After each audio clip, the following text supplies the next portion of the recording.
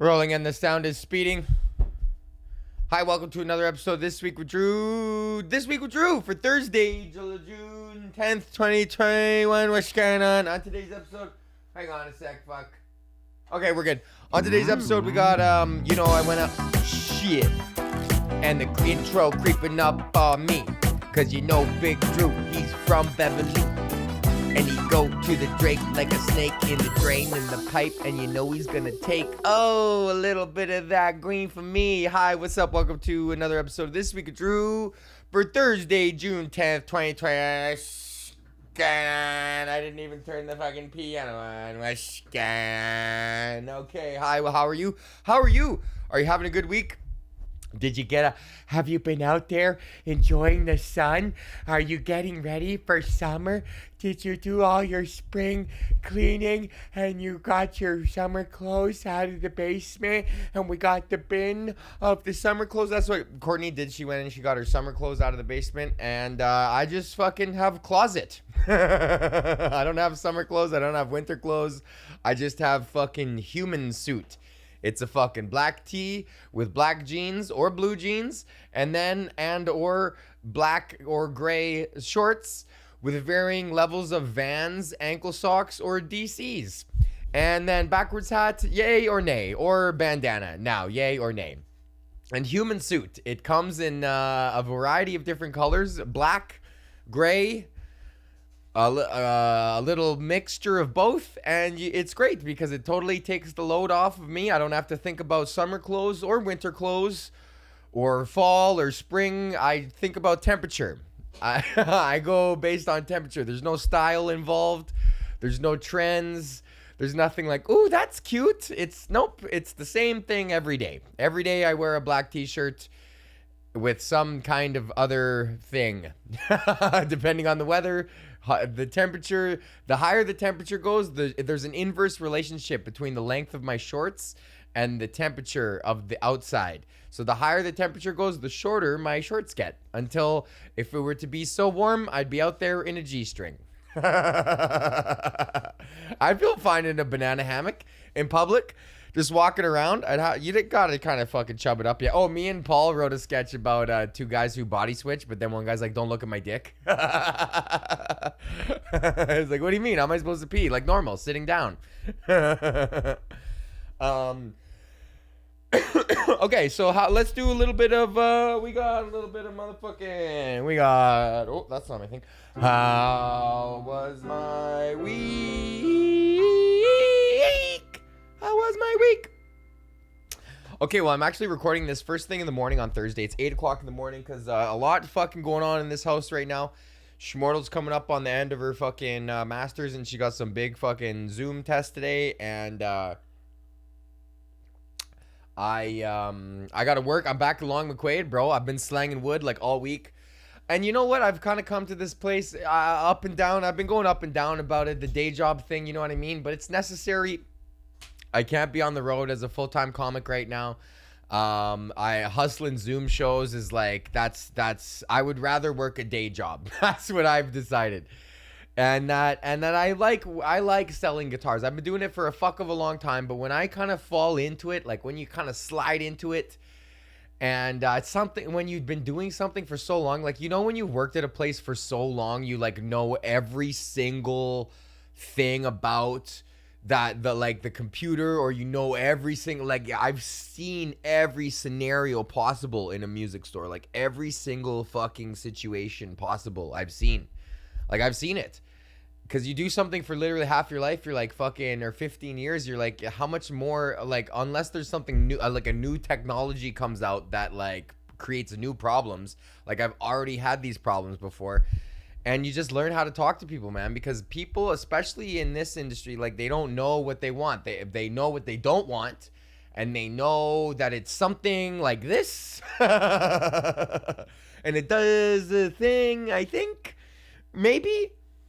What do you think? And then you go, okay, well, fucking A. And then you just start learning to ask questions. You know, you qualify, and you're a fucking good salesman. And I actually learned something from my radio broadcasting sales class. In my program, there's a sales class. And I actually learned something Objectification. No. Objection. Maybe I didn't learn anything. Never mind. It sounds like I didn't learn fuck all. How to deal with objections, sales objections, okay? And then there's different types of sales objections. There's a need objection, there's a want objection, there's a time objection. There's different types of objections. And most of the time, customers in guitars, they have a price or need objection, right?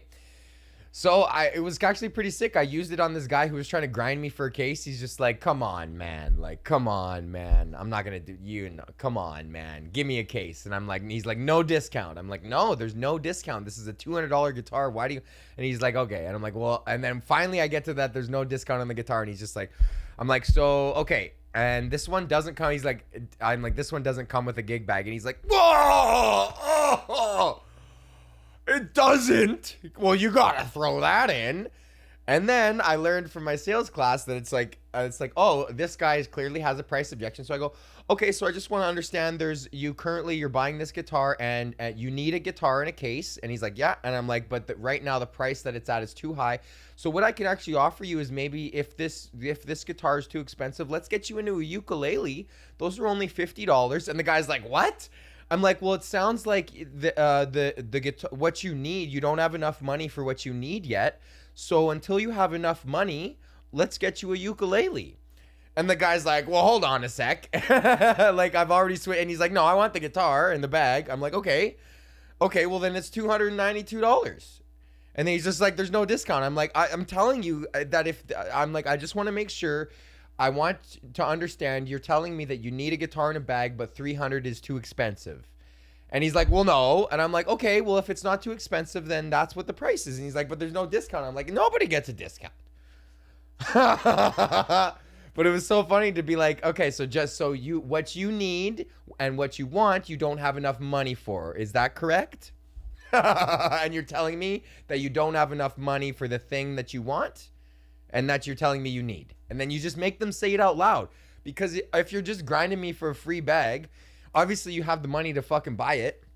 But I flip it into, oh, you're not grinding me for a free bag. Everything I'm selling you is far too expensive. Well, I'm terribly sorry, sir. That's my fault as a salesperson. I didn't mean to show you these items that are far too out of your price range. Let me show you this fucking piece of shit plastic ukulele. That must be well within your price range. Oh, I'm terribly sorry. And then you just flip it on them like that, and then they're like, what? They're like, no, fuck you, I still want the thing. So I've been handling price objection and need objections at a guitar store. And stand up. What had happened? I haven't done it yet, but the Friday show went good, and I got another secret show tonight. So if you're in the High Park area around 7 p.m., there's going to be a secret show tonight. And then I think there's another one at Toronto Music Gardens as well, too, at 8 or 9 p.m. So, yeah, double showing it up. Comedy's back, buddy. Oh, and the comic strip in Edmonton, July 28th to August 1st. That's fucking confirmed. So get your tickets. Sorry, I'm hiccuping. I don't know why. There must be booze in this coffee. There's not. And it's not coffee, it's tea. I just say it to sound like the rest of the humans. Okay, so yeah, I think that's it. I was just going to do a short one this morning just because I just wanted to crank this out and just talk about what the fuck else did I want to talk about? I know. Promotional consideration for our show is provided by our Patreons. Thank you to our Patreons, Anthony, Blair, Joel, Patrick, Nick, Mac, Bubba, Marnus, Taryn, and Bryce. Thank you guys. You guys are the fucking Break Even Boys, motherfucker Drew crew, the Patronus Patreons. Thank you guys so much for supporting the show and paying for the bandwidth, man. You guys pay for the fucking ants in the log or whatever the fuck. What is that? No, you pay for the mouse and the wheel. So thank you. And also thank you to our sponsor, kingtutscannabis.com. They sent me a big ass alien bong and all the fucking lollipops. And I got those other ones coming out soon. Don't worry, boys. Bryce and fucking who else asked for one? Joel. I'm gonna send you guys out some shit. And then Bubba, we got more extracts coming too, so don't worry about that. That's all coming down the pipe eventually. So go to kingtutscannabis.com, use the promo code Drew for 10% off your order, and that is what you will get. Yeah, fucking A. King Tut's Cannabis, thank you to the Patreons. And I went to Center Island yesterday with Natisha and Sakuja, and it's so fun to just fucking ride on a boat.